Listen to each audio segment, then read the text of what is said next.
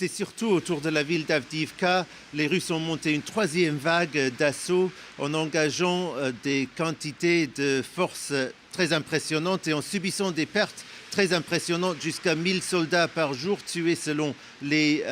renseignements britanniques, tués ou blessés graves. Sans succès, selon la ligne officielle ukrainienne qui dit que les forces ukrainiennes tiennent la ligne et continuent de tenir cette ville presque entièrement détruite, mais très stratégiquement située juste au nord de Donetsk, qui est contrôlée par les Russes depuis 2014. En vérité, si on lit les interviews que certains militaires ukrainiens donnent à la presse ces derniers jours, et notamment une tribune écrite par Oleg Sentsov, le cinéaste qui avait été emprisonné en Russie pendant quelques années avant d'être libéré et qui a dernièrement rejoint les forces armées de l'Ukraine, eux disent que la situation est beaucoup plus difficile et que les forces russes sont entrées dans la zone industrielle au sud-est d'Avdiivka, qui était vraiment la forteresse ukrainienne, la seule partie de la ligne de front qui n'avait pas bougé d'un centimètre depuis le début de l'invasion à grande échelle en février 2022. C'était la ligne de front entre 2014 et 2023.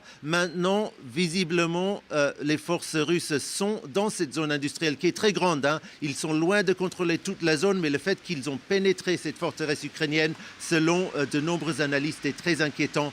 pour l'avenir de la défense ukrainienne de cette ville.